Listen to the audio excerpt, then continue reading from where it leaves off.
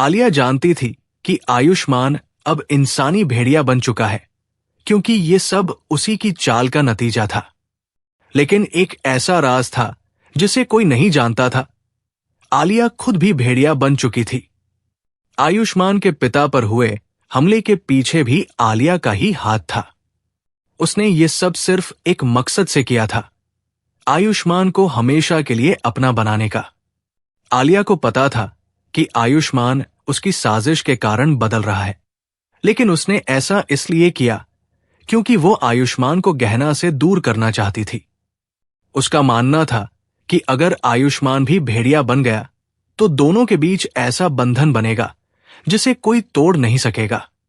दूसरी ओर आयुष्मान अभी इस सच्चाई से अनजान था कि वो भेड़िया बन चुका है। उसे केवल इतना महसूस हो रहा था कि कुछ अजीब सा हो रहा है, जैसे कोई अंदरूनी शक्ति उसे बदल रही हो।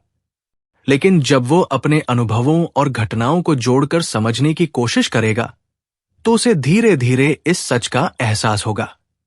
गहना, जो आयुष्मान से बेहद प्यार करती है, ये समझ जाएगी कि आयुष्मान कुछ छिपा रहा है। उसकी परेशानी देखकर गहना तय करेगी कि वो इस रहस्य को उजागर करेगी।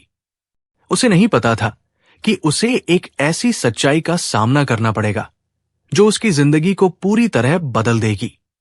आलिया की साजिश इतनी आसान नहीं थी कि वो जल्दी कामयाब हो जाती। गहना के सच्चे प्यार और तपस्या के आगे आलिया के इरादे कमजोर पड़ सकते थे। गहना का उद्देश्य था आयुष्मान को उसकी असली पहचान और इंसानियत वापस दिलाना। लेकिन ये लड़ाई सिर्फ गहना की नहीं थी, ये खुद आयुष्मान के भीतर चल रही एक जंग थी, इंसान और भेड़िए के बीच।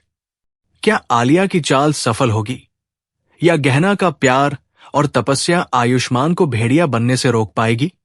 ये कहानी अब इस मोड़ पर खड़ी थी, जहां हर किरदार अपनी अपनी सच्चाई से जूझ रहा था।